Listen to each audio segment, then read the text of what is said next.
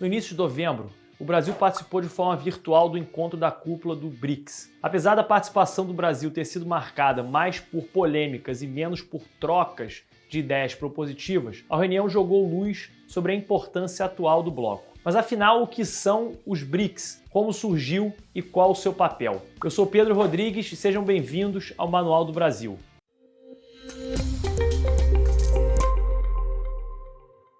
Uniões comerciais, ligas e confederações internacionais já existiam muito antes da modernidade. Mas o fato é que à medida que o mundo fica cada vez mais globalizado, novos blocos econômicos e novas organizações internacionais geopolíticas vão surgindo. Além de favorecer novas organizações internacionais, o fim da Guerra Fria colocou um ponto de interrogação sobre como seguiria a nova ordem mundial a partir da queda da União Soviética. Uma hegemonia das democracias liberais lideradas pelos Estados Unidos iria determinar os rumos da história? Ou iríamos testemunhar, ao invés de um mundo polarizado entre duas superpotências, um mundo onde haveria maior igualdade entre inúmeras potências regionais? Em meio a essa dúvida que nasceu a ideia dos BRICS, bloco geopolítico que nosso país faz parte. Esse é mais um episódio da série Dicionário Político de Bolso. O nosso objetivo aqui é explicar de forma clara os principais termos falados em muitos discursos políticos aqui e em outros países, para você entender exatamente o que eles significam e dessa forma argumentar e entender ainda melhor essas discussões tão comuns nos dias de hoje. Mas antes, caso essa seja a sua primeira vez aqui e está vendo esse vídeo, muito provavelmente significa que você se interessa por assuntos relacionados à economia e à política brasileira. Então entra aqui na nossa playlist para conhecer o nosso canal e assistir os nossos outros conteúdos. Eu tenho certeza que você vai gostar. E para não correr o risco de perder os vídeos que a gente ainda vai lançar nos próximos dias, já se inscreve e aperta o sininho. O começo da história dos BRICS é interessante, já que, de certo modo, foi um bloco geopolítico que se formou não a partir de aproximações entre os países fundadores, mas através de uma ideia. O termo original era BRIC e não BRICS, já que se refere a um acrônimo com as iniciais de Brasil, Rússia, Índia e China. Foram os países que Jim O'Neill se referiu no artigo de 2001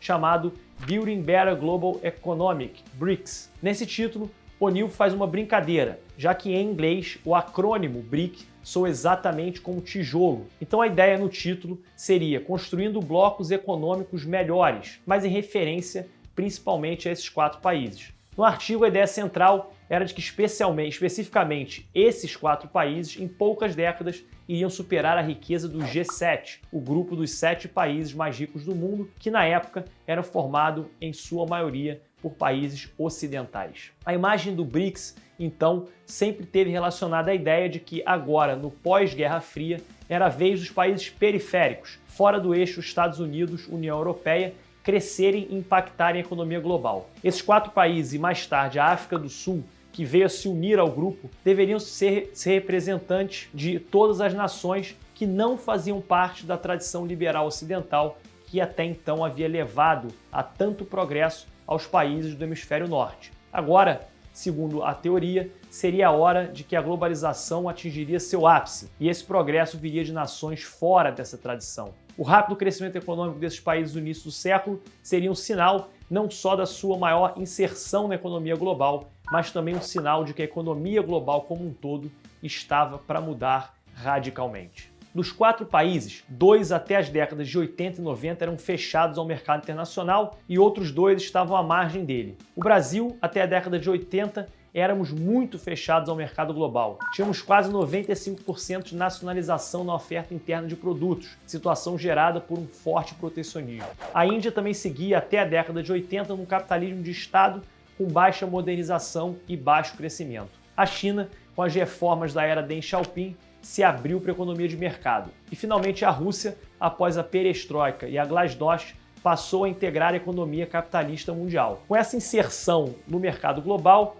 a Rússia fornecedora de matéria-prima energética, o Brasil passou a ser uma potência nas commodities alimentares e minerais, e a Índia se consolidou nas tecnologias de informação. E a China, industrial, assumiu a liderança mundial nos produtos de consumo de massa, sobretudo bens eletrônicos. Diante desse desenvolvimento captado por O'Neill, o que era uma ideia lançada em 2001 se concretizou em 2006, quando os ministros do exterior dos 4 países se reuniram na ocasião da reunião da Assembleia da ONU em Nova York. A partir dali, foram se desenrolando uma série de encontros entre esses países para trabalhar numa maior cooperação, visando o desenvolvimento mútuo. Sendo que em 2010, a África do Sul se une ao grupo e, de fato, o nome do bloco passa a se chamar BRICS, com o S no final. Os 5 países BRICS têm um PIB nominal conjunto de 19,6 trilhões de dólares, que correspondem a cerca de 23% do PIB nominal mundial. Também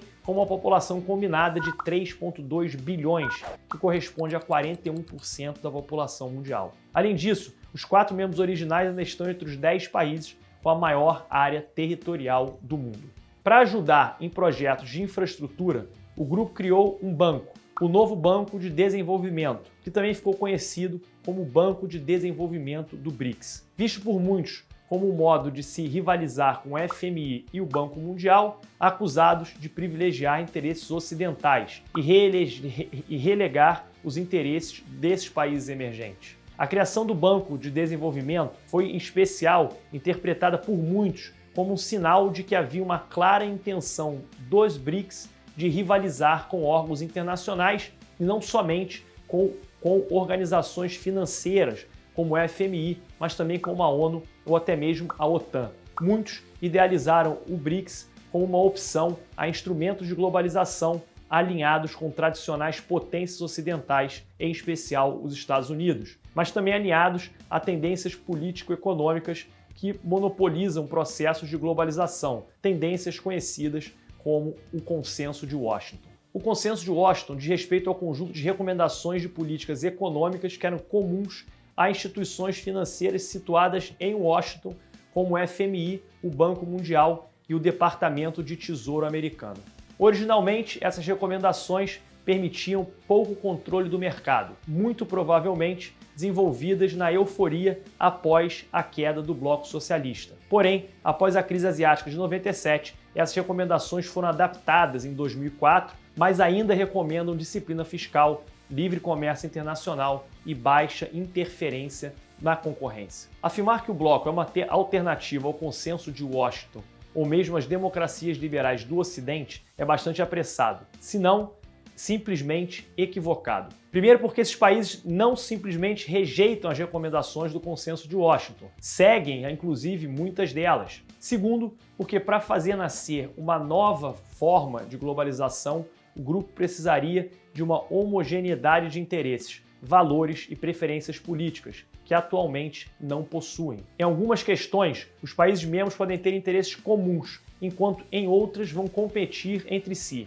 ou mesmo colaborar com potências ocidentais. A Índia, por exemplo, pode se unir aos Estados Unidos contra o rápido crescimento do poderio militar chinês e a sua influência na Ásia e no Pacífico. Isso enquanto a mesma Índia pode se aliar a Pequim contra a Europa e os Estados Unidos nas metas de emissão de gases do efeito estufa. Além do mais, é complicado esperar que os países dos BRICS sejam algo como representantes da emancipação social dos países subdesenvolvidos. Quando acompanhado seu crescimento econômico, também houve crescimento da desigualdade. Na Rússia, 83% da riqueza está concentrada na mão de 10% da população. Na China, apesar da redução da miséria, nas últimas décadas a desigualdade dobrou. Em 95, o 1% mais rico da população chinesa detinha 15% da riqueza nacional. Em 2015, saltou para 30%.